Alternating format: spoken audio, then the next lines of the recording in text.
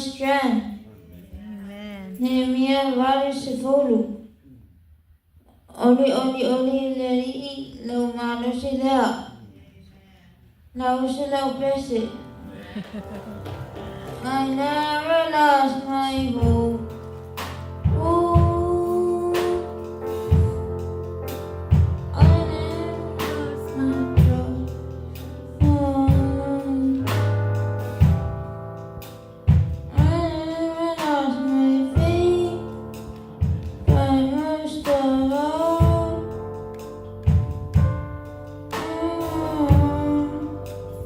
I never lost my grace.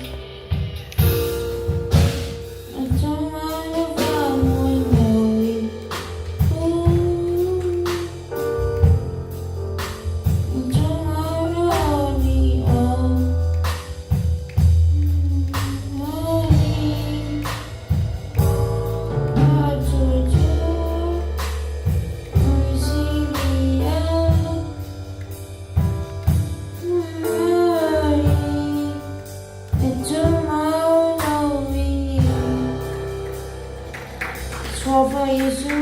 Amen. Amen. Vi le tua. Ia, femele mau boss. O lo oli le li. O lo malosi le. Vi le tua. Ia, o le fa malosi ma le mau ma le pesena le boss. Ia, po le tofine fo ia fina. Ue lese. I le nei a fiafi. E a mata ina i le tātou Paul Kalama. Ia, i le nei astronai. Amen. Ia, fia le anganga avele bi inga mal fatai i le tua i le nei a fiafi. Ia, ona o le avanoa fo i wato e tātou maua i le nei a fiafi. Tātou te toe mafuta ai ma tātou wheiloa i lungo tātou Paul Kalama i le nei aso. e whaktai le tua o no ro maua pea wanoa tā ua. Ia e tātou te wheiloa i e lungo te penga whailangi. Ia e ala i le whaasoa i lungo o tātou polkalama. E whaktai le tua o no le ola ma le mālosi o lo tātou maua pea. Amen. Ana le ele alofa le o le tua. Ia te oe maa au se manu e tātou te lei wheiloa i le neia fiafi lungo o tātou polkalama. Ia e fia ma oli loto ono o whaamanuianga le atua ia i tātou le nei aso. Ona o leo o tātou wheiloa i lungo o tātou polkalama. Whaktaila i le atua ia ua maua le nei avanoa tau te tantanga i mai ia te au. Ia mau ai atu ia te hotou i le nei fiafi ia i lungo o te penga whailangi. Ia e mole erevi inga mar whaktai i le tua. Whaktai i le tua so le ole a foi. Ole matango fie o mea le leinga ki whaia mō kākou. O te whaktai i le tua ona sa le i se manatu. Ole maua le avanoa.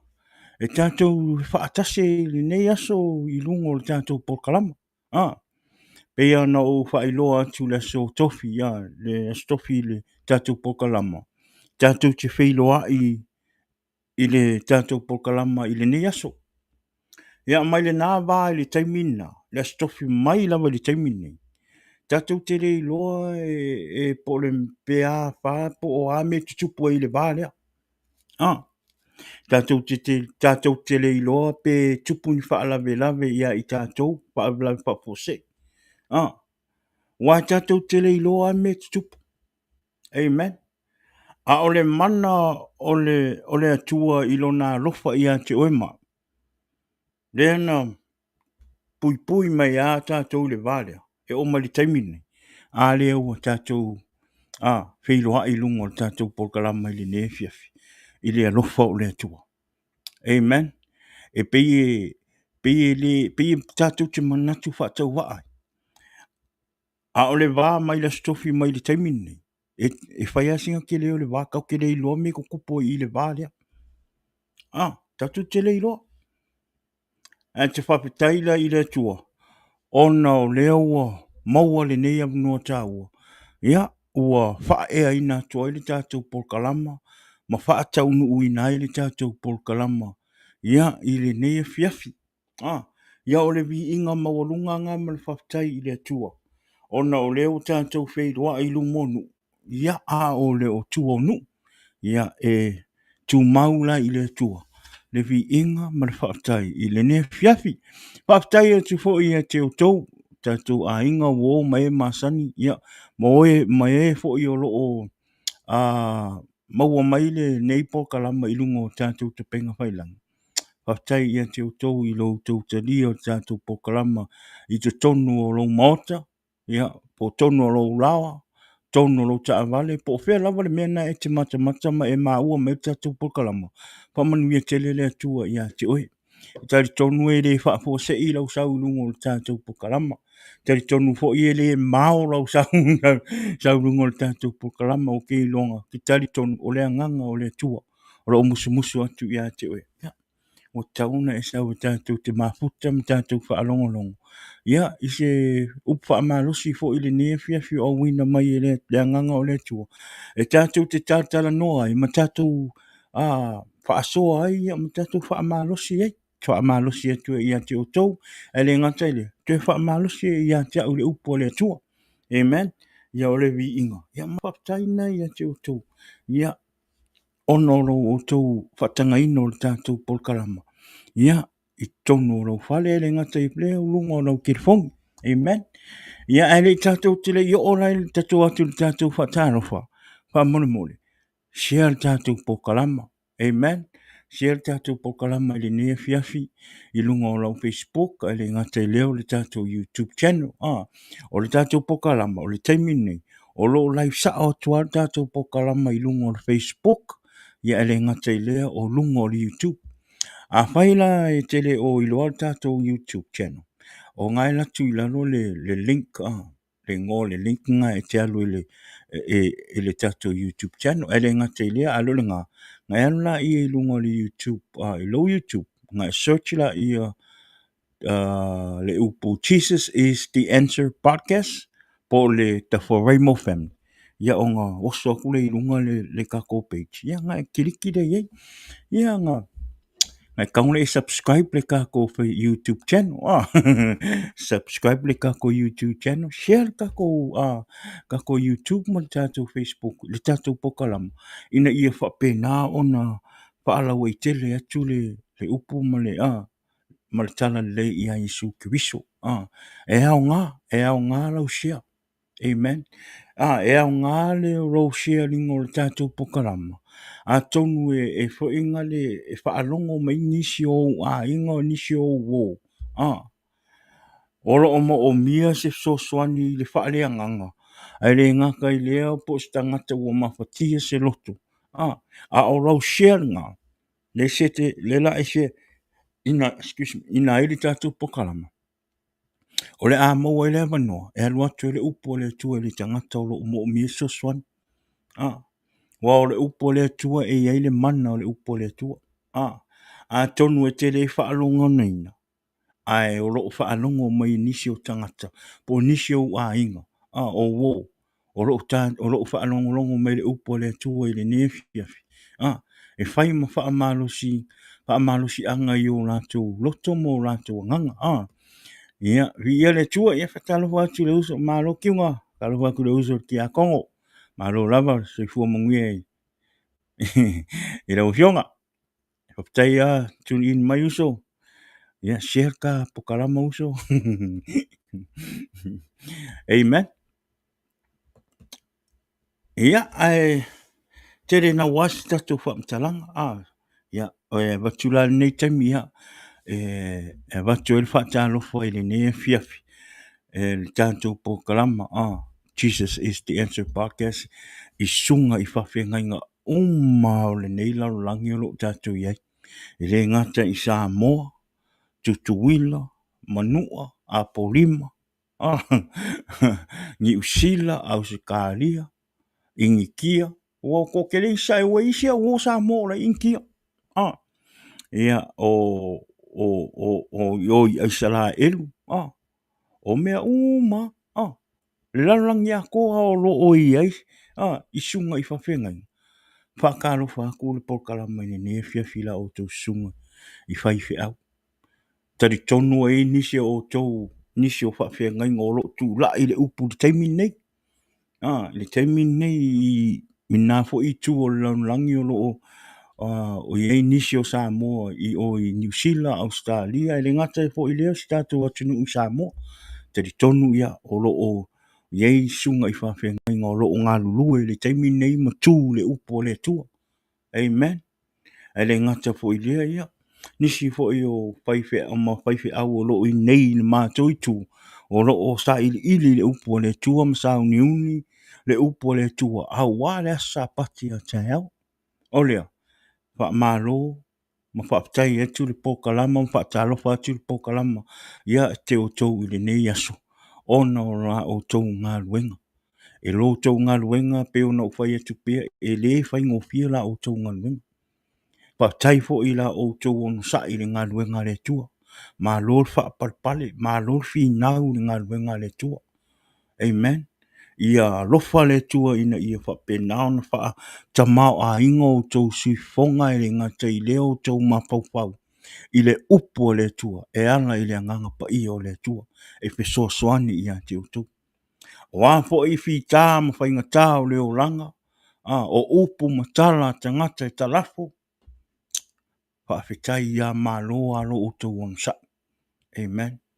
Māloa i la o tau on sa. I ngā luenga o le atua. Peo na o whai atu. E le whaingo whila o tau ngā luenga. O le nei pokalama. E mana tua peo o tau i talasanga. E mana tua peo o tau i talasanga. E tua tu peo o tau i numo o le atua. Ina ia whape nao na tu mau le mana o le anganga pa ia o le atua i a teo tau.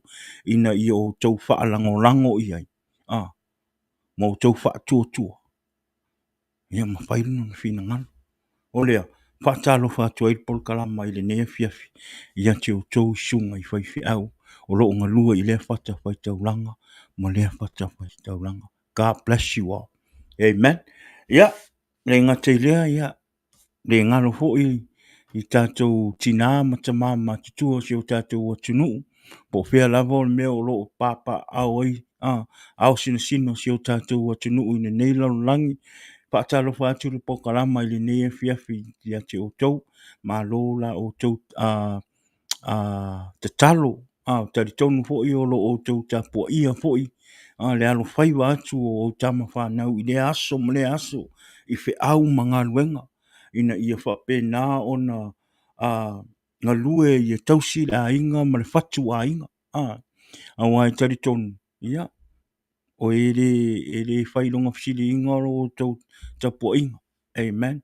O lo tau tapua inga mo lo tau te talo le manuia i ma tau nei. Amen. Lea, ia whatalo whatua i po karama. Ia te o tau. Ia whamanuia tele lava le tua ia te o tau. Tātou ta mama tua mtina matua. Ia lofa le tua ia whawae atu pēr ma losi ma le ola.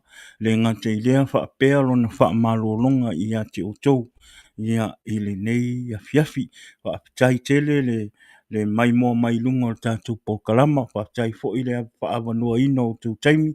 E tātou te mafuta i lunga o po kalama. Ma tātou wha alongolongo i le upu le tua o lea. Wha manue tele le tua ia te o tau. Ta mama tina matutua o si o tātou o tunu. Ia male lalangi a toa. Ia ona saula i ora ufa tālofa. I le nea fiafi. Ia i tātou a inga. Wo mae masani i lunga o le tātou polkalama. Wha tālofa atu le polkalama i le nea fiafi ia te o tau. Wha malo, wha aptai ia te o tau. Tari tonu ia o lo o tau lango me le tātou polkalama e ala i lau shea. E le ngata i lea o lo sangisangi ma i le aso ma le aso. I le teimi e wha ea ina toi tātou polkalama. Ia e wha alongolongo i le upo le tua. Wha aptai fo i la o tau nofo te talo. Ia hau ia e maise le au whainga ruenga fo e le neipol kalama. Ia i o tau talosanga. Whaafitai ia mo talosanga. Tari tonu o tau talosia le neipol kalama i o tau talosanga. Ina ia maua pele maa losi. Ia ma le fina finau ma le loto nau su ele upo le atua ma ta la i le tala le ia Yesu ke viso. Ia i lungo te penga whailangi. O lea. Whaafitai, whaamanu atu le tua, whaatalo whaatu tātou pokalama. Ia te o tau i le nea fiafi. Ia o sa u whaafitai po o le nā. Ia whaafitai tele le nea fiafi, ia peo no whai atu, no whai loa atu pea. Ia o le tātou pokalama i le stonai, ia o le au whaua ua le tātou pokalama i le stonai. Ia ono lo tau au na foi ia po le uso foi ia tala lei Esekia ia o le tātou le whailoa i le nei vai tau po le nei vai taim sina taim pupu ono nisi foi a fuafuanga wha le ainga ia o lo o a wai e tuailo na le sunga ia tala lei talo atu foi le tātou au paanga mo a inga o tātou pokalama wha mulmole mona tua ifo le sunga ia tala lei Esekia ila o tau tarusanga. Amen. Sa use taimi tātou toi whailoa. Ia, i le alofa maleanga lei o le tua. Amen. Bia le tua. Waptai le tua i le nei yaso. Ia, ma nei yaso malolo. Ma nei yaso malolo. Alfo i bea so atua i o whainga luenga. Ai whaptai le nei awanua ua. Ma wale awanua e whaina le malolo le lei hai. Ma futa ma le to lua ma le whanau. Amen. Ia, te whaptai le tua. Ia, ea poi. Sa, ngā kaungu shea tulunga le tātou, one of the clip o le tātou polkalama i le aso, i le stofi. Ia, tanu shea tulunga le tātou page. Ia, ma, to tele ai sa whaapitai mai ma, whaamanuia mai ono le polkalama. Telefo inisi sa shea ina le tātou polkalama ia malaika. Ia, ole vi inga e ave le tua. Pa tai fo i la o tō amanga ia fo i le neipo kalama. Pa tai fo i le tō share. Ko kame mea fa pena. Ia ale au tū ai o le clip. Le clip o le tātou po kalama la stofi renga. Ina tu o tūlunga. O le clip ina ia fa pena ona. Woina ngā i le tātou atunu. Atunu i Samoa because ua sao faafi le mea lea ua tupu nei Samoa. Le ngata i le, o atunu mamau, o le ea tatu te ba ai e lunga i te penga whailangi. Ona ua tau lese whaalo alo. Amen. Ua tau lese whaalo alo i au nā lea tua. Amen. Kusa ole afo, ole winga tonu na ole clip lea. Lenga kipi. Lenga tu ua tulunga mashe atu. Ina ia whaingale ina ia toe nofo mafo whau e tangata. Ma toe mafo whau po le me saolo na. O pe saolo na mele whai pe se. Amen. O te alofa tua ono o au na le tua. E re te tau ona tātou langia e le mwhaifo i ona tātou talafo ni tala le manuia po nisia. Because e pe ono whai atu o sunga i whawhia ngainga. O sunga o whaiwhi au, o tā u o whaiwhi au. No matter what church. E re whape ngā o le e kalesi e whamangu e le kua i whaiwhi au ma ave le manga o le kua ma wha unga le kua i whaiwhi au. I le e kalesi. No. E so se e kalesi a la unga ina ile upo le tua a o ta u o whaiwhi au o whapea ngainga. O whawhia ngainga ua iaile mana ua whau uina. E la unga ina le upo le tua, ma tausi le lafu mamoi. O suli na o le tua i le lalo langi ne. Amen. O le mele na, e te tau ona e mawhau te toa hai. Tātou Samoa. E ia whata ua i a te oe. I lau mawhau. E te tau i a te oe ona e whaalo i whaiwhi au. Whawhia ngainga. O whawhia ngainga. A wā o suli ia o le atua. I le lalulangi nei. A whaila tātou te le whaalo. Ma tātou son kalafo. Ma whai kala ngā i susunga i whawhia ngainga. O longa winga ngau e whai i le atua. Amen. Ngau e whai i le atua. Pe ono whai atu. E te tau ia i tātou o na tātou whai tete. We really need to be careful what we say and what we do to the man of God. Amen. Ole whai whea. E re o se tātou ngā luenga tātou e whamasingol whai whea. Amen. E re o se ngā luenga nā tātou. O re ngā luenga o whai whea o le a o tātou. Ma la unga ma le upu ia tātou. Le upu le tua. Ma wha amalo si o tātou o la wha le anganga. Ngā luenga ngā whai whea. A o tātou ngā luenga. O le tātou wha alongo. O le tātou wha alongo le upu le tua. Mausita ia le upu le tua. Mai le whai whea. E o le wha tongunga le whai whea ia te oe i e usita ia. Amen. Pe se pe sao. You have to respect. You have to obey. Amen. So se whaiwhi aua, so se ekalesia. Tā tau tangata, au auna. Lafu mamoi, e te tau ona tātou usi ta ia le whaiwhi au. E le whapea a se ma le whaiwhi au. Nga e halura i su e whaiwhi au. Amen. E au ngā lau whau tua le whaiwhi au. Those are the good things. O lau alu whau kua le whaiwhi au. A fa pela e fai me se mel fai awa ke le kui e ke alu fai kala le manguia. O nga ingala si se ilo le mea. Amen. O a fa le kongo le fai au. O a fa le tono le fai au. Ah. O ringa luenga ngā le tu e fai. God is dealing with the man of God. O a wa inga o le fai au. O a me se o le fai au. O a me lilo le fai au. O ringa luenga ngā le tua. O le tua na te whapsanga i ma le fai au. E reo se ngā luenga ka kuka ke o whapsanga i ma le fai au. Makalafo whamkalanga i le le. O le a fo i la manatu o le fai au e fai mai. Ia i tātou. Po sona. I'm sorry my friend. I'm sorry my people. Ong sai. Ia kako ong sai. Whamania. E reo sa kako ngā luenga. Ia kako malili.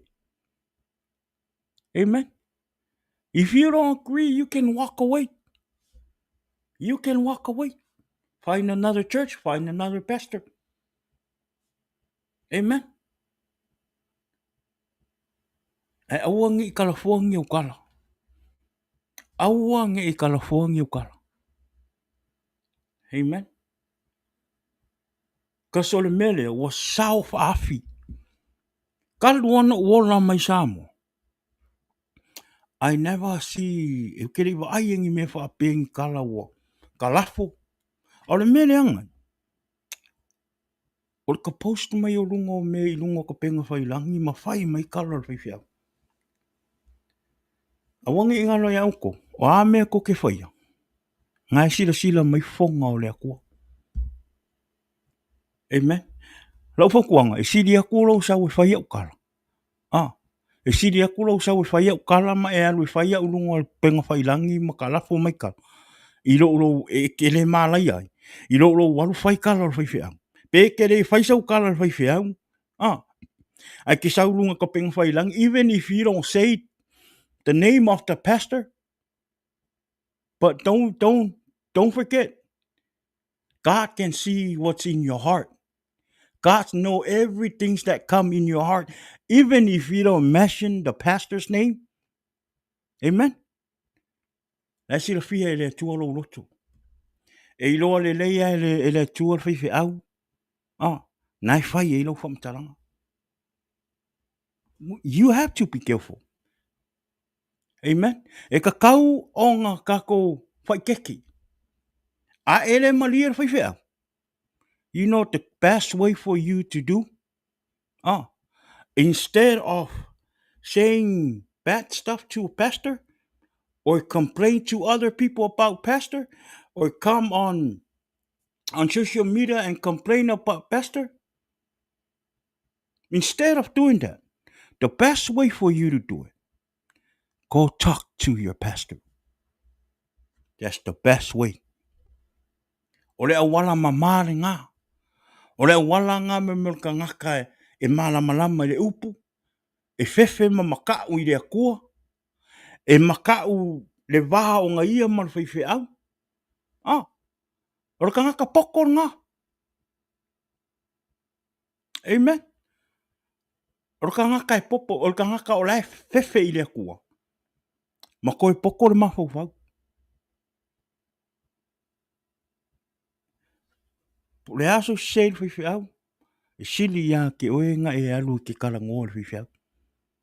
I lo sau ka pausi e mea, ka pausi e mea. Ah, pe ngō whaia. Awangi a verpol kiki me la e le lo e kausi le wā. Amen. Samoa, awangi a verpol kiki me la a kausi la e le lo e kausi le wā. Pe hau pe HRPP le whaiwhi au, pe fast le whaiwhi au. Ah, whamore mori. Awangi e kolosia le, awangi e kolosia le wānga. O le ar kala whaiwhi au whai i le HRPP. Ah, malia lo loko. Ong sai.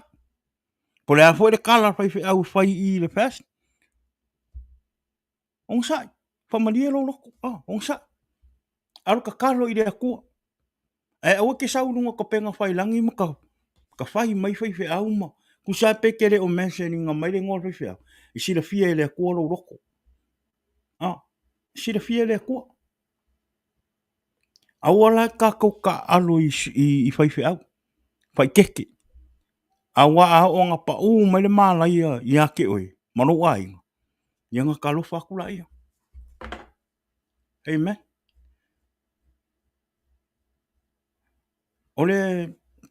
ole poinga pole awala nga va ko ka ko clip nga ilunga inga ia fai ma le songa inga ia fa mangaku pe ia ke oi fa mangaku pe ia I ka ko Samoa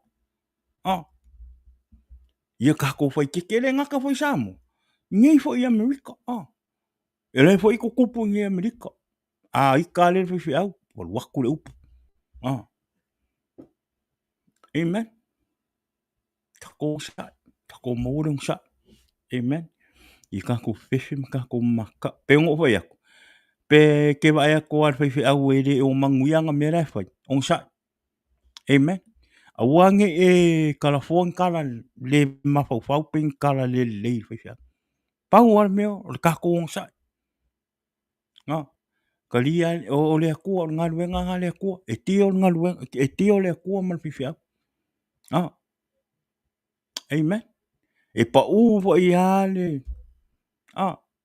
ale fa le kong al fi au ia na wa ia le unga fai le ku I fi au ai fo yo le suli le ku le kofi wo fai mo fai fi au o umang fa u e va ia la fu ma mo ia le ku so ka deal with him ele o ka ko amen ngai va ai walu se ma mo fa kong se leo ma mo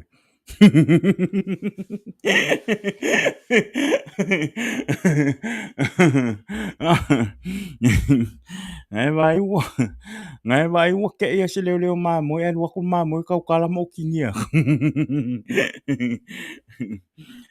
ya e fa kala fonga ai Samoa man ko au mai Samoa me ngai mo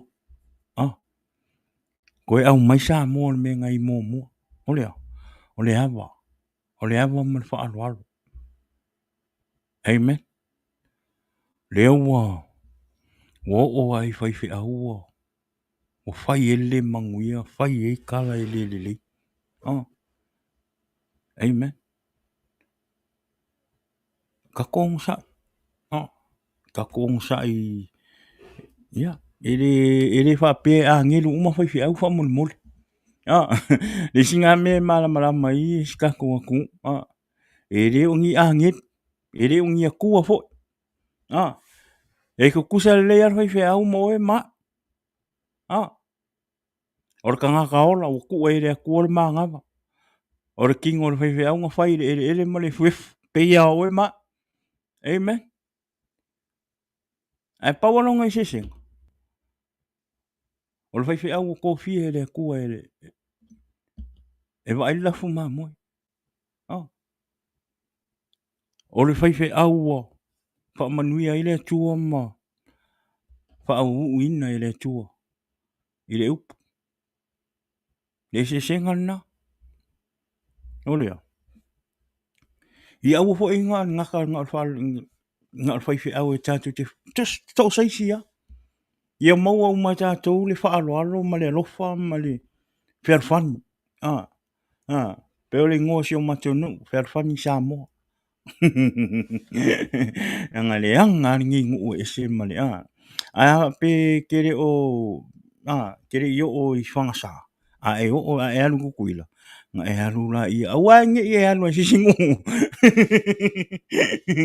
Alu sa o ai whangasa. Ngai vai lo lai mur ka o paradise tato mo le ola fer fun no for fer fun amen se fa na wale tu ele fe misa me ngai manga le ola ile nganga e kiri amanga I email o me kokupo mai o koma o kafa maluma amen ia sina fautuanga na O le ala na utano tuai tu o tulunga le tātou klipunga. Ia whai ma wha manatu. Ia whai ma wha manatu. Ia, mo oe. Ia ma. Amen. Ia a whai sa mata mai le nea fiafi penga mata fo le klipunga. A wo o itu, a wo o i folo loko wha pe o oiliskangaka. I wha a iu. Ko o kuli lo le kaimingi. Ma e kakalo i le akua ma e whako ese i le akua. Ma ngu e le i o kungi mala i runga i aki oi. Amen. O mala fo i lai o kurunga ia oi. E fuafua ho le ale malo si o mala i au upu whaanga. Amen. E aluaku ho i ale mala a whai nga makua i malo si ma maso au upu nga whai. Ia o le malo si ho i ngā ma le maso au o le malai o le aluaku i aki oi maro ai. So, if I were you, po so se sia. Ho o fa na wale tu. Tau ho i ona e lo ava. Lisi uso keusiano i lisi uso keusiano. E au ho ine i o tātou whapeo kako keusiano longa e no. E ke me tātou te whitai e te me tātou te whemisa i e. Tu sapo le tātou tono whaotanga. A o ana o le ika e. You know, because we're still in the world. Yeah, ia maua lotu whalwhani, maua lotu wha mangalo. Amen. Ia o le tātou au whaasoa le nea fiafi, ia ele umisi tātou porkalama le nea fiafi.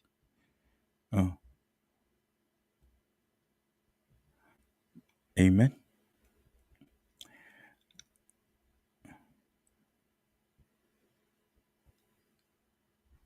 Ia, au tere tolu. Ke ingu mora wai yang a makai role o kako upa malasi.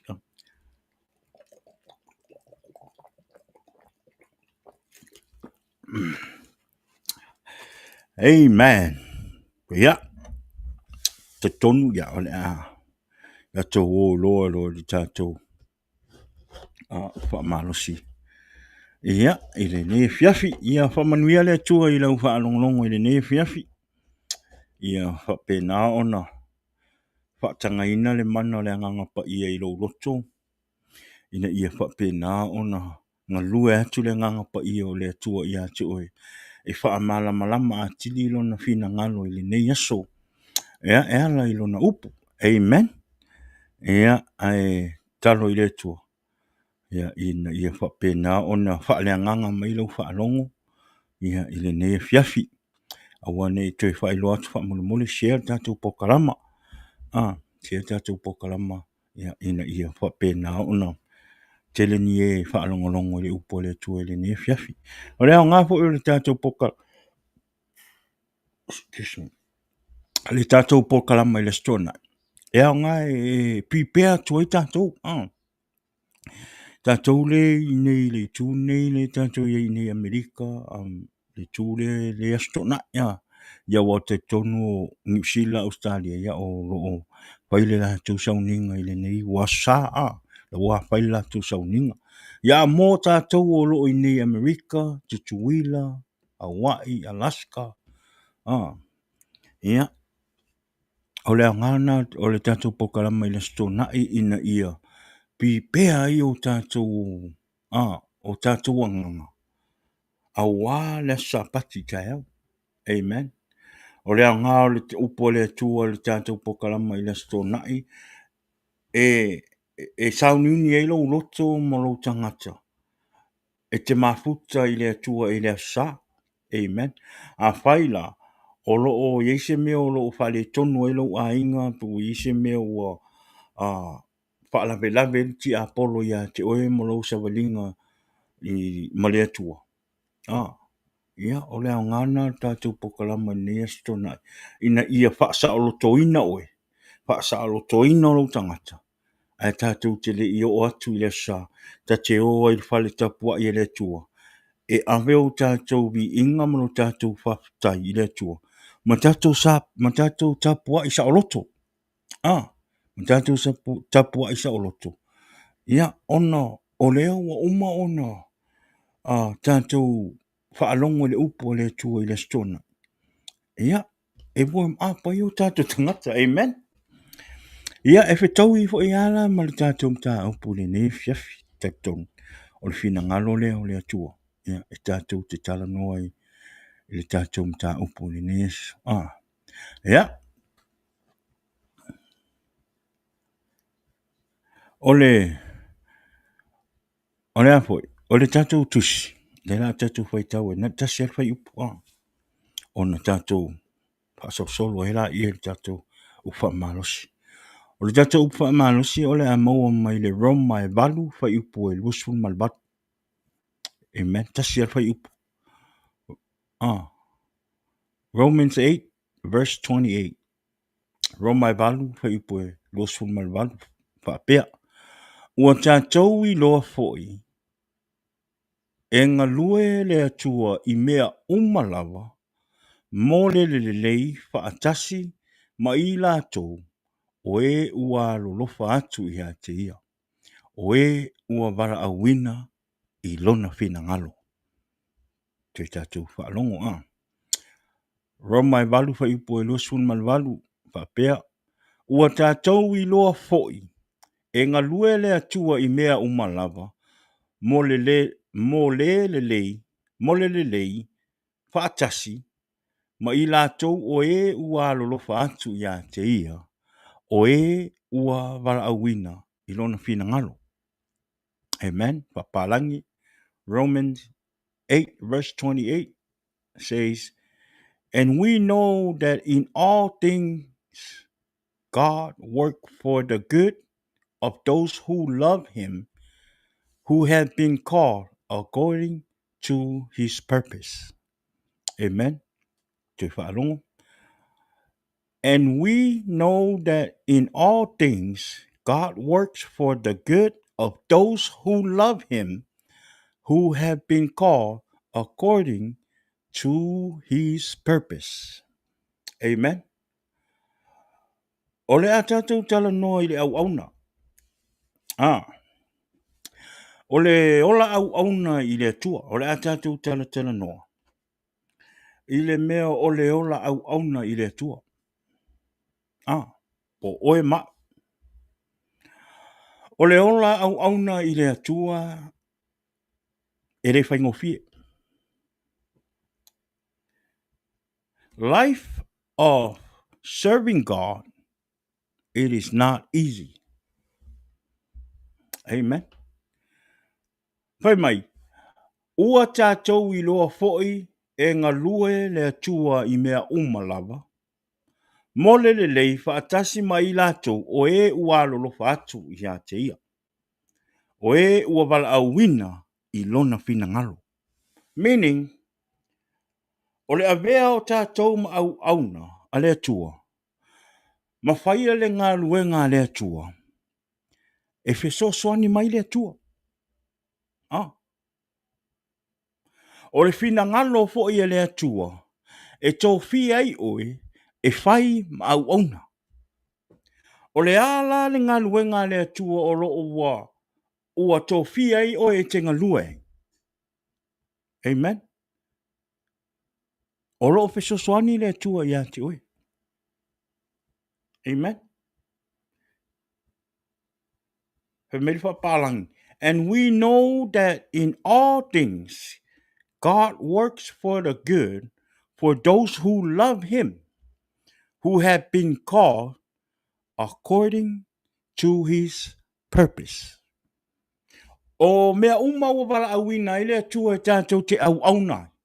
O ngā luenga o le, e o whainga le o tuina mai ele atua. E tenga lue. O loo wheseo soani mai le atua i ati oe. Ma o loo alofa mai le atua i ati oe. Amen. E teimi E tātou te ngā lulue e le ngā luenga le tua. E tātou te mana na o e ngā lulue le ngā luenga le tua. Ai le o le fina ngalo ngā o le tua. I le ngā luenga po le tofi na o tofi e o e te ngalue e. Amen. O le tofinga o e le tua. E ao ia i tātou o na tātou te talo i le tua. Ma wala au atu i le tua. Ma whaailoa mai ia te oe. Po le a se ngā luenga. Po le a fo i se tofinga. Po le a fo i se mea lofa. Ua uma o na whaatulanga ina i le tua. E te ngalue ai. A waa e whaalongo longo i le anganga o le tua. Ma tō fia mai e le tua lau tūlanga ma le maro wala au nā tu i le tua. E fua mai fua le lei. E te le fefe fo. E toa no loto. Aisea, a fo i onona e te iloa. O le tofi na tuu mai e le tua ia te o e te ngalue. E te le i whaia, ona o seisi o whai mai ia te oe. E te le o whaia, ona o whai mai le whaifi au ia te oe te ngalue le melea. Au e whaia, ona sa e te talo i le tua, ma e wala au i le tua. Whaali mai ia te oe. Se ngā luenga, e te au na atu ai ia te ia. Amen. E ao ona tātou suesue. Amen. E ao ona tātou suesue, laro whate ta inga. Pe ia tia, ina ua o sa o le lo i au lei, pe ona whai atu leo te mori mau atu ai. Sa o avea umaki a kongo. Ai, o le mea mo, sa o ngā lue, i simato e kalesia lea. Ia, o leo te whaamawarano, like, it always hurts me, because what I did to my church that I truly love, i loi, i Garden Grove, sa o ka alo i le tua, sa o alu whaila o tofi, o tere i whaia la, e o tere i whaia o na whai mai e le tua i a te au, no, na walu a whai o no, ua o ia te au le manatu o te tau o na walu e, o te ki ako. Mo walu fo inga le fai kaimi nga le olanga pi e mimika. Fa ali lia vale le olanga. La fa pe ai manga ia le mele fai. E ma kwa i singi le mele fai. Mo mo le alu ki ako ngo ia va ai mai kangaka. Ki ako ngo ka malo. Kelo. Ere i eisi fa mangu ere i fua mai fua le le. Ere i fua mai ingi fua le le. Le wha maongi le kofi. Ka alo i le akua i le kofi. Amen. Whai solo ko inga ngaunga o leo langa, malfifianga o leo langa. A le whai le kofi. Amen. Ai inga ua. Ua suia le akua leo langa ma ua o maua sala mo moni i le tua ma ua o matau i le tua. Leo ua uto e sau e te whaila o. Lau tofi, le mato e tali sia leo ua uiei nei. E le wha ki ako. E te wha sao le mea se na o whaia. Leo ua uto e sau te wha maoni i le tua. Ma toi whaile tū langa. O le tofi wha ki ako. A ele i toi avela umati ako. Ngā pesili mesi o mātou whaiwhi au ia tea. E o te mana oe, tau e whaisau tofi ti a kongo. Keilo. Wao ngāre mere ngā kupu i. Wao ngāre mere ngā kupu i. Le ngā usa wai whai. Whaisa wale me kaunga whai. I re mere. I ngā ua whisiri meisa o whaiwhi au ia tea. Nau wha apea tūre ilu matu whaiwhi au. Pastor. Ko o mai ngai māsinga. Se o walu ai o te tatalo I le tua. Ma o wala au I le tua. Po le arifi na ngalo le tua. Amen. Yeah. Mena sa fai. Tatalo I le tua. I think it was about 3 months or 2.5 months. No tatalo I le tua. Every day, me and my wife. Ma ngava mai le vai le aso ma le aso fai ngā loko le fiafi. Ave ilu mo le tua tau sanga. Ma le mana onga. Yeah. Na tali mai e le tua. Tali mai le tua I mana onga. Fa iloa mai le tua ia tia. Wa tau na utu e sa utu. Fa asa o le mea na uta aloi. I owe him. Big time. O lea la wo sau. Mo toi avea mo. Wa iai la longa I se senga. Wa ufa maongi. Wa o makau I le kua le whainga o nganga I le kua. E ala I le ala wha ki a kongo. Ko kongo lo e kalesia. Ke vai. E ke langunga I ngā wha mangianga mai o le kua. Ma le pai mai o le kua ia ke oe. E ala I le au. Aisea. Ai fo inga lenga e kakalo I le kua. Ai fo I o ngor ko finga sa mai I le kua. I le au mai I le whiwhea.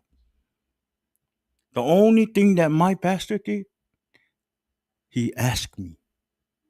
He didn't force me. He just want to know. Be my fight. Na ufa yatu lore la ufa.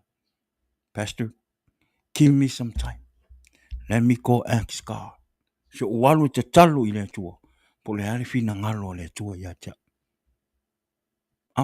E au ngā mea na tutupu ana nafi. E whai ei mea le aso ni.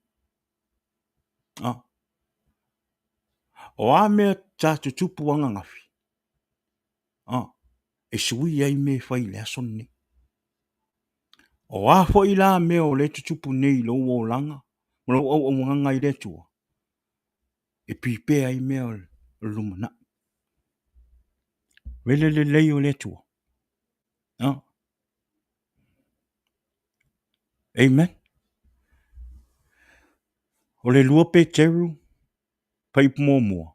O le lua pe teru. Nta upu mua. Pa ipu sifuru matasi. 2 Peter chapter 1 verse 10 to 11. Lua pe teru. Nta upu mua. Pa ipu sifuru matasi. Fai mai. O le mea lea usoe. Ia matua tau mawhai. E wha mao nia. Na wala awina. Amen. Ma whiriwhiria o tau. A whai tau te whaia ia mea. Tau te le I uwale lava. Amen. Peonga whaia. E kakau o ngā kākou sue. Ma le wha maongi. Po le whina ngalo lea o lea tua ia te oe. E te ngalue le mea lea. E te whaia le mea lea. E te whaia le mea lea. Ngā e whaalango ma e kakalo I lea kua. I le ngaluenga e kofi ai oe lau me ke whai malo ola au ngai lea kua. E kere, e le afo, I le whai mai, e le hi uwali. E le hi uwali lava. Haisea. Because it was God's calling for you. Amen. E isi a kako ke ngā lulua I kako e kālesia. It wasn't from God. Amen. Ai le lei o le kako kakalo I le kua, ma wala au I le kua. Pe soangi mai ai kako. Amen. E foi kaimi e ui mai le wala au le kua ia ke oi. Mai le skanaka.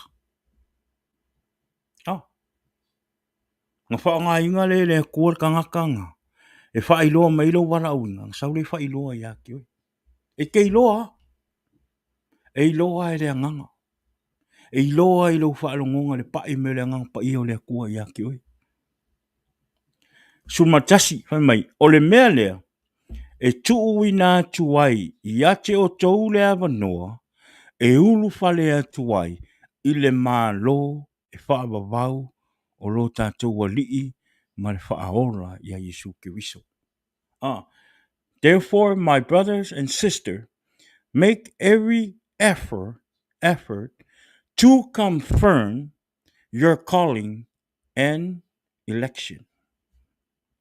For if you do this thing, you will never stumble.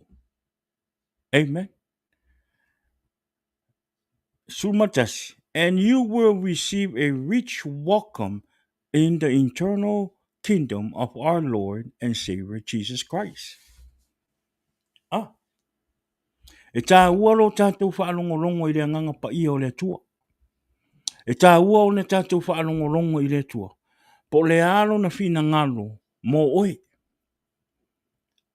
Amen. O le wala awinga o le tangata, e le wala awina I le tua o le tangata. E le I uwali. Amen.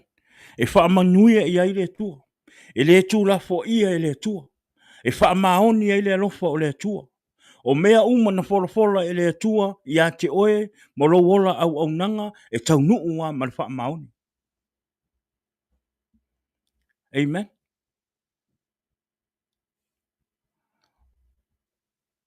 Whamele tātou au tu. O le ola au auna I le atua, I le whaingo fie. Amen. I le whaingo fie. Life of serving God, it is not easy. Amen. E le whaapea ua wala awina no tātou I le atua. Ma tau fia I le atua, ni ngā luenga I tenga lua e mai au auna I le atua. Awa ne I whaapea. Yes. O le a iai le atua moe. Amen. Ai awa ne e ngaro. E iai poponga mawhainga tā o le a o ia te oe. E ala I lau au nanga. Pe tātou te ola pe o tātou o tangata keisiano. E tātou tāta ia peta ia ia ma popo ngā mawhainga tā o leo ranga. Amen. E iai ale ti a polo e tau mwhai e whaala belabi. E lo ola au auna. Amen. Ale malosi la ro ola au auna I le tu. E vawe ona e pau. Amen. A ho fo I uina ua wala a wina o I le tu. Wha mole mole. Wha maoni iai. Wha maoni. Wha maongi I lo ngā luenga. Wha maongi ngā luenga o tofia I o I le tu. Amen. O lo wha maongi I lo ngā luenga. E whiwa ki a polo e kamwhai e wha se oe. Ma kamwhai e wha leanga oe. Ai sea. O ngā fo I le ki wha maongi lo ola au aunga I le tua. Le wha maongi lo olofa I le akua. Amen. Ke roa. E o ai a Yesu ke viso. E o ai a Yesu. E uia o le alo le atua. Anga ui. I whainga kā. Ma popo ngā.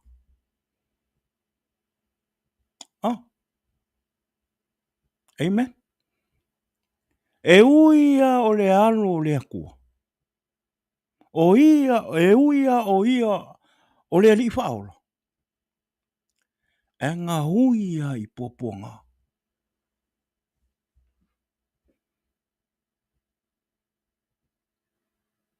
Awala ni o tātou whapea. A tātou whaola ingalo. Ua tātou mai e talia Yesu e avea ma li I ma whaola. Ma tātou whaile ngaluenga le tu. O na tātou whapea la ia. O le ale e ingi popo ngā e kako e uia. No.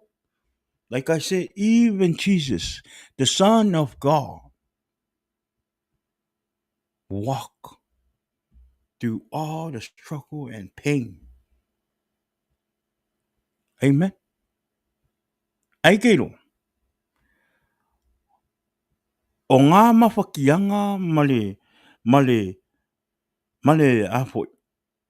Male kele o popo ngā kake uia. Amen. Kake uia. Oro o ia I kua le manguia. Amen.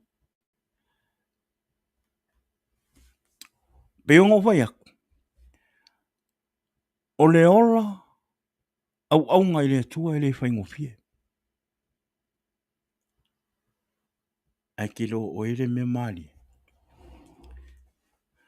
O le whainga tāna. Le ola au ngai le tua. Ma whawhika uli o mai o kakolo. Orang. Kuseke polonga ngei. Ai ke manguia kai au. Amen. Tā tau whanau o le tua. Tā tau whanau o le tua. E kako polonga ngei. Ai kako ke manguia kai au. Amen. Kako peio Yesu. Whaasaka uroinga. Whasiinga. Ulangia. Kiro. Rana mea ngai kuaku. Ngai le manguia. O le akaranga. O le tau whaali ali mai le atua. Ia I tātou tangata au nei le atua. E o ai so o le o Yesu ke wiso. Ngā lātou ki ngā inga. Pe kongi maa. Upu wale e kangaka. Kuli e kangaka. Whasi e kangaka. Ka rai ale upu. Ka rai ale upu. Ai keiro. Ngā sawhai le kingongi. A o lea nganga. La le ilunga le ola e whaapapau. Ka ko ke poronga ngei. Amen. Ai ka ko ke manguia kai au. Amen. Aling whai mai Yesu. Amu ia. Amu ia.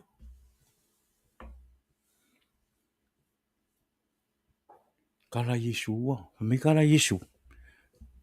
Le whaamangu ia. Le whaamu ia mo merkangaka au aunga. I le akua. Merkangaka e fie I le ia Yesu ki wiso. E ki ngā inga ngi. Amen. E ki ngā inga ngi. Safa ngi. Whai e kala kangaka ngi. Kua ia ngi. Pe kongi maa ngi. Whaaleanga solo kangaka ngi. Ai o kai au. E maole manguia. Le luka e ongo whai upo e los fulu. Luka e ono. Whai upo e los fulu. Se e o lusu matot. O le whaamu ia leo o tātou. O lo tātou au auna I le tua. O lo tātou sa ngai ma pōpō ngā ma whai ngā tā. Ma meo le laro langi o lo whai mai I tātou. Ale la e whai mai Yesu. E amu ia tātou. Luka e ongo. Whai upo los fulu. Ma lusu matot. Whai mai. Ua sila atu Yesu I ona soo. Ma feta lai atu. Amu ia. Amen. Whai mai. Amu ia o tō. E matitiwa. Ma kiwa ngei. E ka pāmanguia kai au. Awa. E o tō I le mālo o le tua. Wewa I le manguia. Ke safa ngei le makiwa. Au le manguia I ke ilo le mālo o le kua.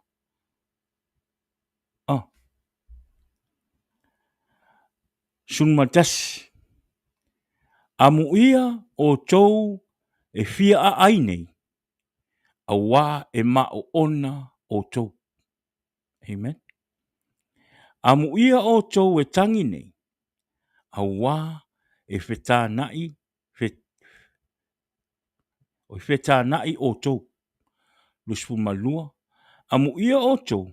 Pe a I tangia o tō e tangata. Pe a faa te e se ina fo i oto, ma whaaleanga ina e i lato, ma a lafo ina lo o tau ingoa. Pei o se mea leanga, ona o lea lii o le tangata. Ona o le ata lii o le tangata. Ia o tau oli i le aso, ma ia o tau oso ma le fifia, a wā whaauta o i le langi lo o tau taui, ua tele, a wā sa whaapea o na whai e o la tau ta mā i perfecta. Te wa ele manguia. O re ngaruenga le atua e le whaingofie. O le ola au auna i le atua e le whaingofie. E uia ina e le whaingofie. A o lo whaatali ma le manuia mo i tātou. A o lea fo i whaingata. O lo o iai le anganga pa i o le atua. E wheso soani i a te oe mau. E ala i lo tātou sawalinga. Amen.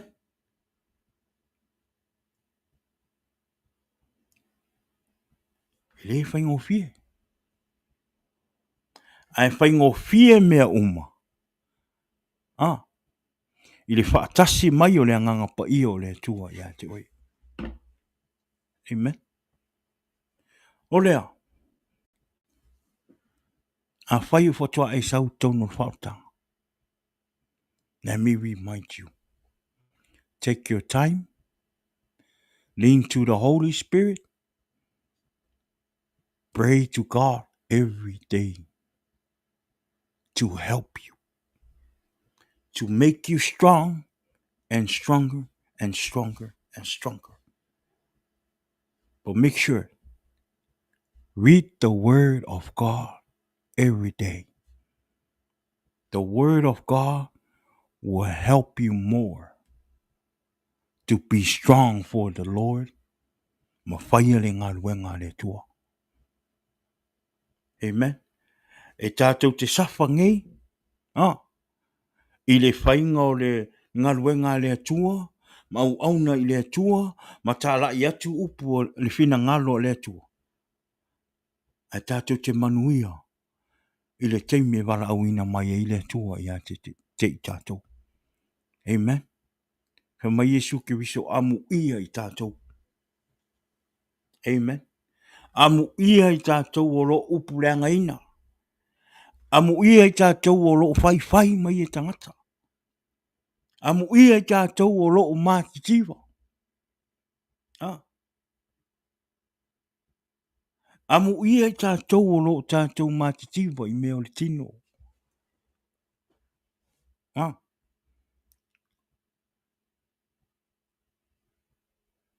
Ia tau o na wha mau oa, ma wha le lei o tātou o la wha leanganga. E wha matiwa mea o le tino.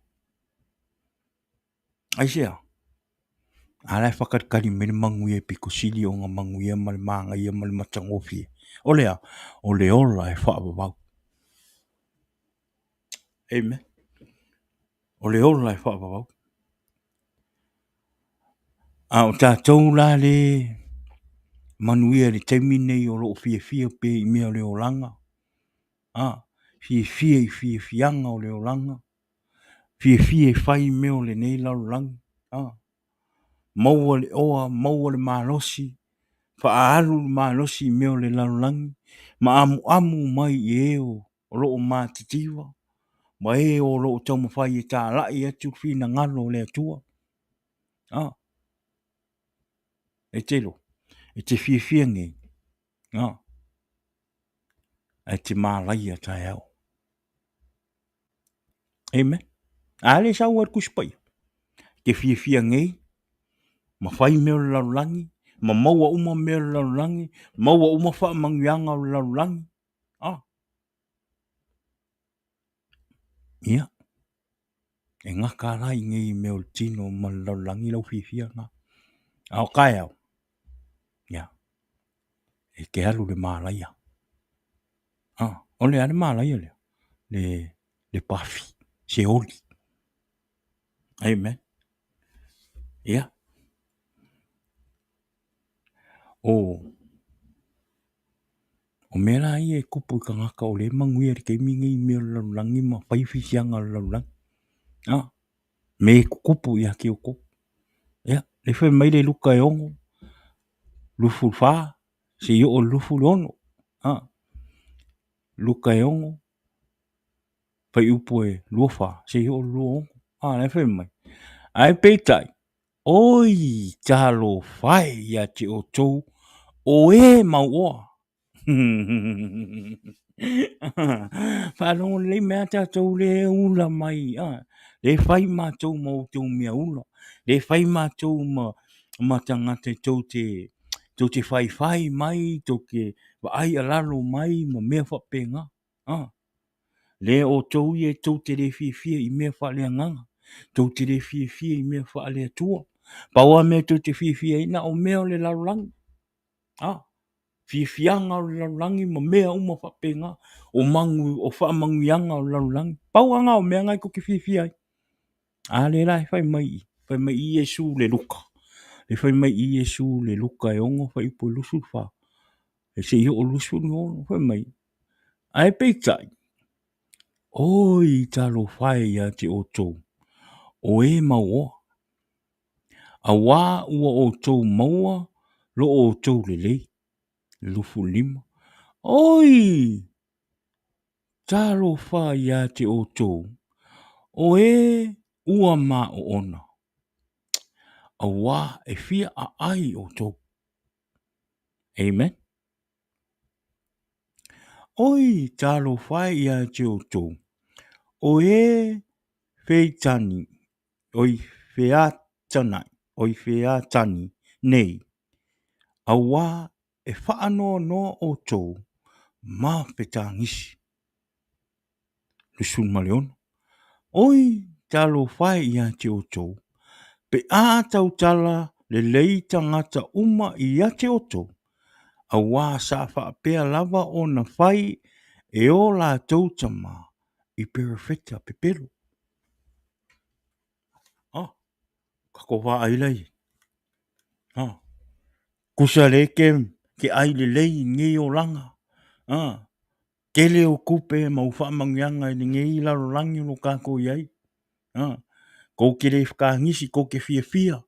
Whaile ko inga ngau ma me whapenga. E o la so muni. O ko whakangisi le fia ai.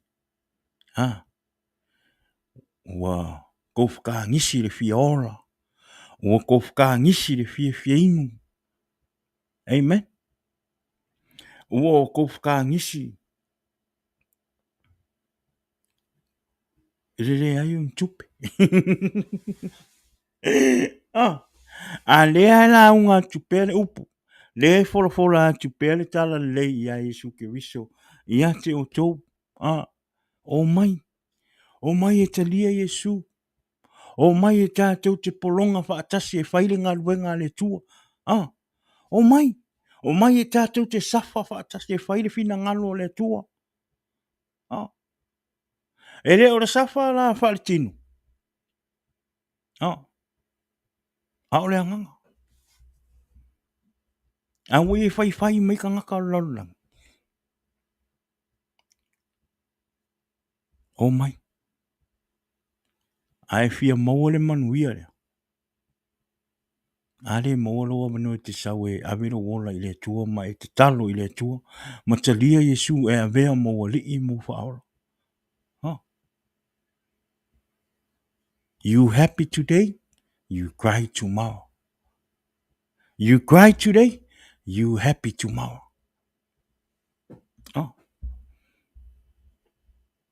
E le whai ngofie le ola au na I le tua. Ke le whawhika uli. Popua ngā e o mai le oranga. Are ke le I o le manguia lai kua kui mea ngā. Ke le ia. Lai whaakari mo ia. Lai whaakari mai ia ke oe le kangaka lai mau le ongsa. Ma ku mau I le kua mkari kongu I le kua mwhakua kua I le kua. A oe ngalua I le kua. Amen.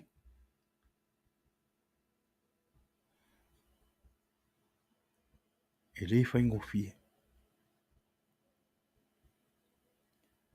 Ai ke lofo i ngā whainga. O ngai ke wa ai e le manguia, ma le manga, ma le sirisiri ese o le kua. Le kaime ki savani ai whainga o le oranga. O ngai ngāra e wa ai e le malosi o le atua.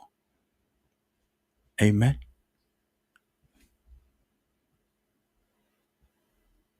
O le kangaka o le ri. E ka kauanga fua mai fua le lei le oranga. Amen. Ke leo ka kou o tangata ke usiano. Ai le o fua mai ni fua le lei le oranga. We might be Christian people. A o tātou o langa ma fua mai o tātou o langa. E le o fua mai ni fua le lei. Eisea, e le o wha maoni. You're not faithful with God. You're not serious with God.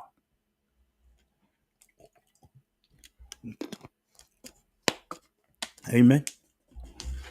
E le whapea a e ke usiano ngā ola mai la i o le a whapea o e le tangata whaola inga a o le pe a o oe le kanga ke usiano.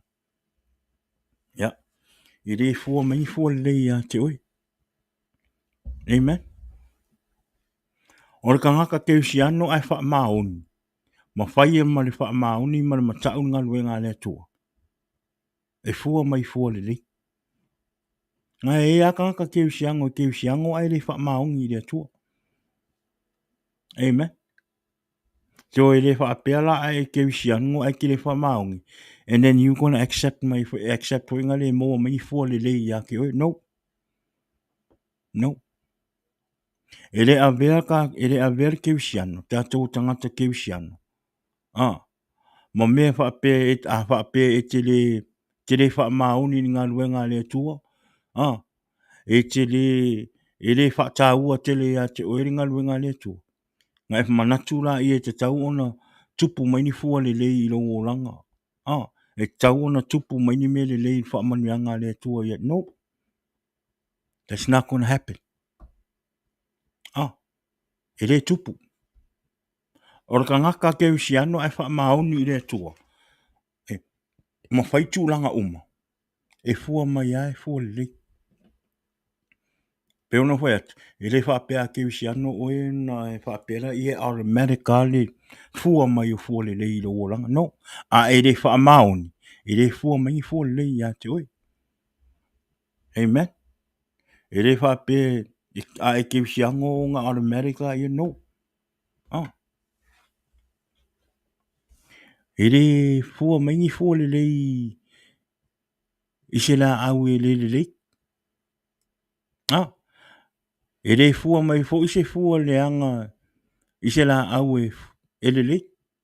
No. Amen. Nai whai mai le luka e ono whai upo e whātolu ma le whālima. Mai. E le ai fo i se la au le lei. E fua mai i fua le anga. Amen. E le ai fo i se la au le anga. E fua mai i fua le lei. Amen. E le whapea e ke usiango o ngā fua mai la i o ngi fua le lei a ke oe. No. E le wha maongi e le fua mai fua le lei a ke oe. I lo o langa. O mea fo i ke whai e le fua ngi fua le lei. Amen. A whai e ke usiano a ke ngā lue ma le wha maongi ma whai ni ngā luenga le kua ma le wha maongi. E fua mai ai fua le lei. Hei po whawha pa mei. A wā o la au te tasi ma lona lava fua. E ilo ai. Amen. A wā e le tau e tangata fua o le mati. I la au tui tui. La tau te le tau fo i se fui fui bine. I le la au talatala. Ua au mai mea le lei e le tangata a mio le lei. I mea le lei ua teu i lona loto. Amen. O le tangata a mio leanga. Foi, ua au mai e ia mea leanga i mea leanga ua teu i lona loto. A wā, o le tele o mea i le loto. e tautala mai ai lona mutu. Amen. Usala o ke msian. E iloa fua o ngaluenga. I mea te whaia, ma mea te tautala ai. O lo savali, o laua mio, o wanga, o upu, o ngai ngai loa ile fua. Amen. A whai e leanga lo loto mpalpalama, lokto leanga ma fuaro loto. Ia, e le fua maingi mele le, o mea leanga ma mea wha le kong. A whai le leilo loto. Amen. A whai le leilo loto ma e kere amanga ia, pole arfi kai meo kanga ya oe, ma whai meo kala e le lei anu loko. E fua mai a fua le lei. A fo i o a mea i laiko kongo lo loko. E kau kala mai a rikingo. E wha kingo mai a ilo, e kau kala mai lo, kuma wha kingo mai a ilo, kingo mea ai kongo lo loko.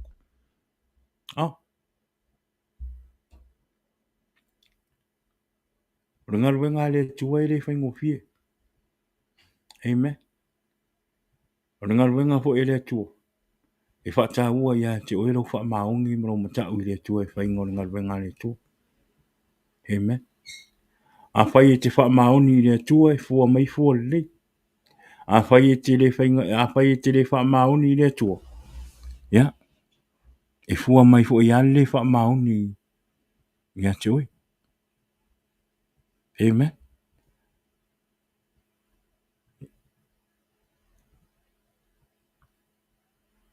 Ia ole me mun mun. Wha umai loma le tātou. Tātou. Wha mau. E te tau ona tātou. Wha lango lango i le tua. O le tātou ola au nei le tua. E te tau ona wha awae i a Yesu Kiriso. Wha awae lo o langa au na i le tua. I a Yesu Kiriso. Amen. Taimi a te tali a Yesu Kiriso e a vea mau wha aula. Ma e savali mei to tonu o wha aultanga.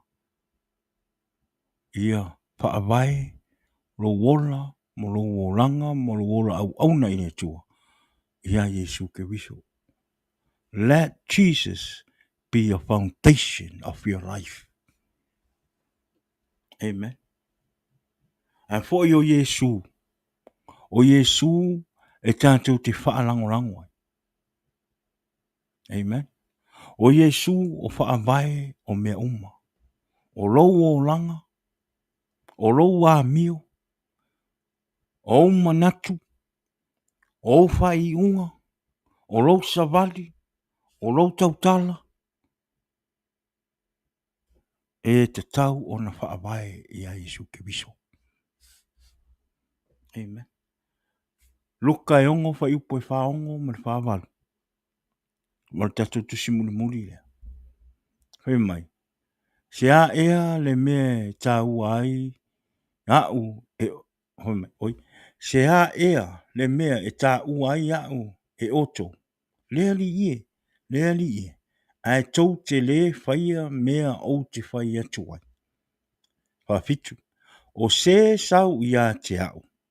Amen. Whaalongo lei. O se e sau ia te au ma whaalongo i au upu. Ma whaia e ia. O te whaailoa atu ia te o tau le ua tusia i ai o ia. Whawalu. E tusa ia ma le tangata. Ua whailo na whali. Ua eli le ua ia eli maulalo. Ua tuu le whale i lunga o le papa. O na sau ai lea o le tafe. Ua whawhati mai le vai tafe i lea whale. Ua le mā ngā o ioi ai lava. A wā ua pausia le lei. Amen. Whaavai o tātou ora au auna i le tua. Ia Yesu Kiriso. Amen. A whaavai Yesu i lo olanga. Po lea le malolosi, ma le tele o whaafitauli mpopua ngā o leo ranga nei. E te le mawhaia ona maluelue ai. Aisea, a foi ona lua whaavai lo o langa, ma lo wola au auna i le tua. Ia Yesu Kiriso. Amen. A o tātou au auna i le tua. E te tau o nā whaavai o tātou tangata. Mō tātou wola, mō tātou wōranga. Ia Yesu Kiriso. A vea Yesu e whai ma whaavai o lo wōranga. A vea Yesu e whai ma whaavai o lo wola au auna i le tua. A vea Yesu e whai ma whaavai o lo ainga. Amen.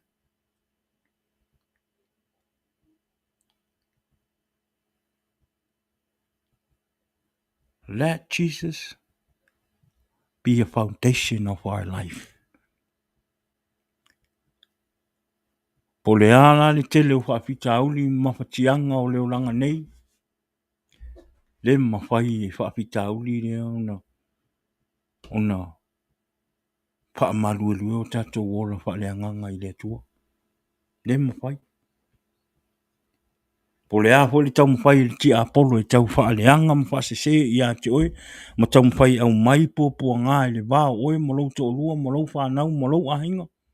E whiu le ti Apollo e le mawhai isea. A fo e ona le whaavai o tātou wola au auna i le tua i a Yesu Kiriso. Amen. O le ola au auna i le tua. I le whaingofie.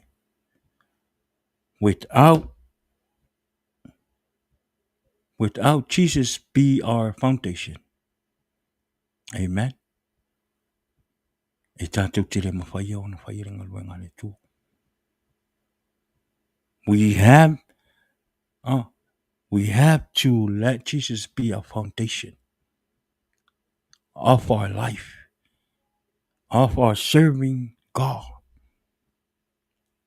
Amen. Olea. Tato ona sa i renga luenga le tua. Whaalango i le tua. Wista ia le nganga pa i o Yesu. A vea Yesu e whaima. A vea Yesu e whaima whaavai o tātou wola au auna i le tua. E le ngate leo whaapeo tātou wola mo tātou wolanga. E whaingofia i mea uma. Ma e fsoswani fo i le tua i ati oi i lo wola au auna. He meitala Yesu amu ia i tātou o loo whai mai e lau langi.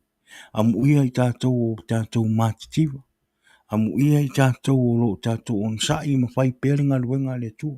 Au aisea. Tātou te iloa le mālo le tua.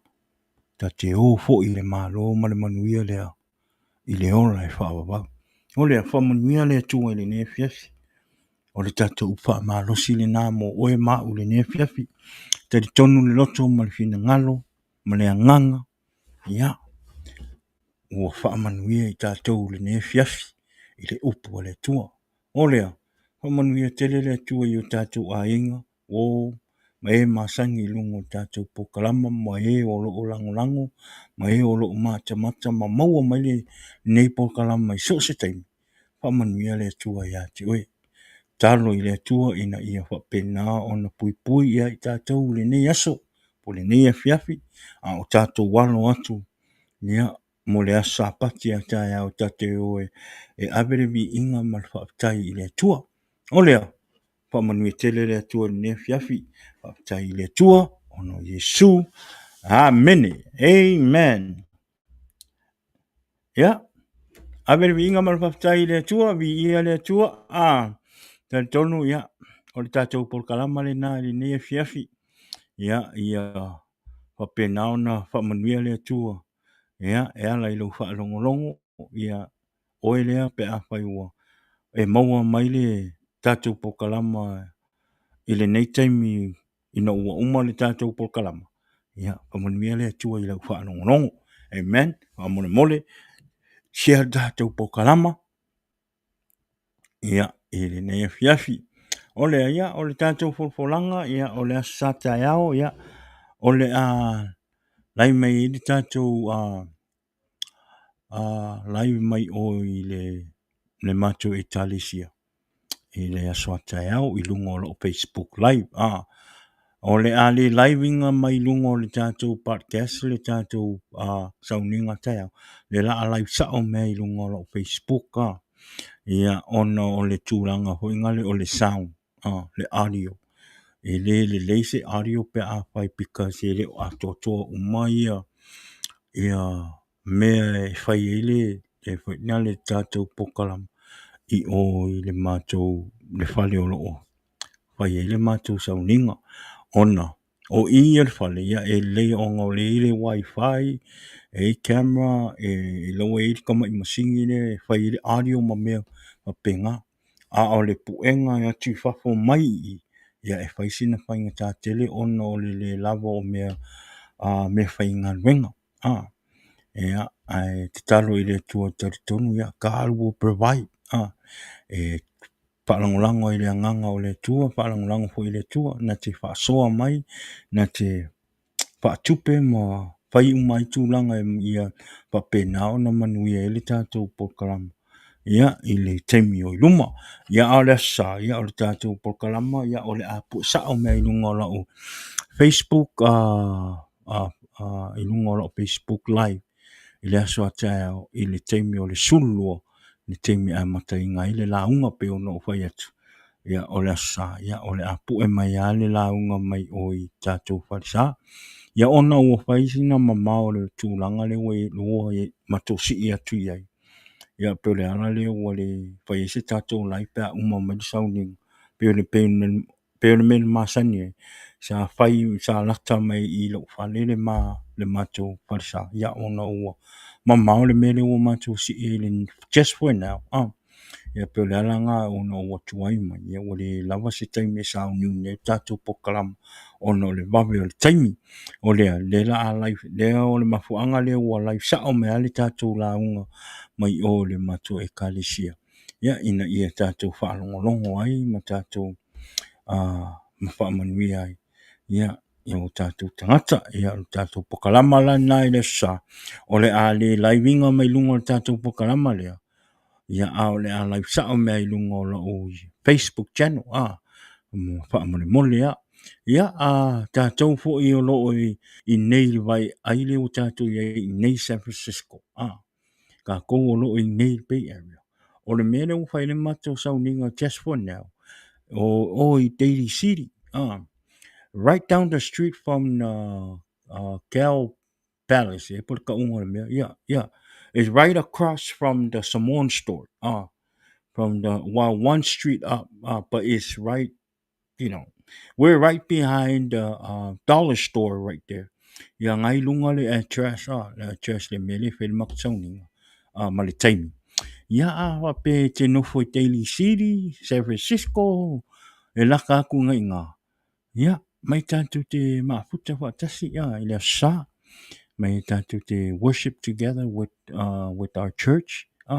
E te lia so seisi. Te lia so seisi. A whai fo e nisi o tātou a inga o lo mata mai. A whai leo weini tau a inga o lo i Ngei San Francisco. O laka i Daly City. Ma le area nga. Ia. Whai loa tuai e lo tala le mātou wharsa tātou te tapua i ai. Mai tātou tapua i whaatasi, mai tātou whaalongolongo i upo le atua. Ia e leo se whapea wenga le whapea o mai kakwe mempa no. Mai tātou te asiasi, mai tātou mafuta whaatasi. Ia mai tātou aweriwi inga whaptai le atua.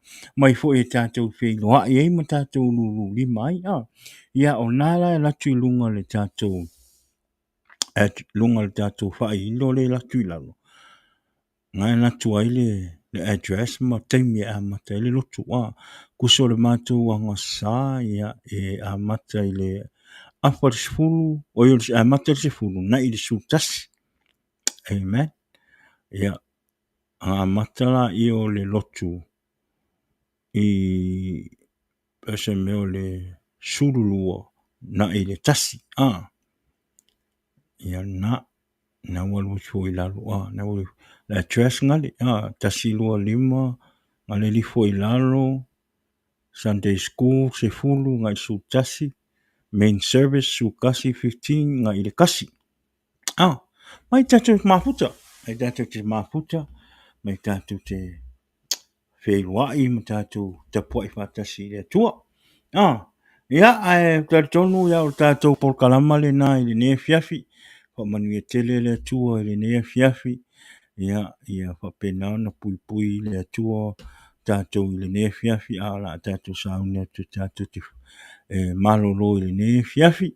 Ia uria le aso a tae au, mauso tātou warafou, po i le vi inga i le tua, tātou wō umale lotu tae au, wha mole mole. Amen. Pe ono whai atu, o lo awa noa le mātou e kālesia, pe a whai o lo e titono o San Francisco, Daly City area, po o pia. Ia ngai lua tula lo tātou address, mai tātou te mafuta, mai tātou whailoai. Ia mai tātou vi i whaatasi le tua. Au lea, ia manuia le sapati tae au, manuia fuafuanga, manuia le tua i le upo, o le a tātou whaalongolongo ai. Ia, i le aso a tae au, o lea tātou whailoai le aso a tae au, ia ele ngate lea. Le stofi, pia o toi le ola, ma le malosi. O lea, ia, whamanuia tele lava le tua, ia le nea fiafi mo lo u whaaloalo lava tātou whairoa i laso teo. In the name of Jesus, amen. Jesus is the answer for the world today. Above him there's no other. Jesus is the way. Jesus is the answer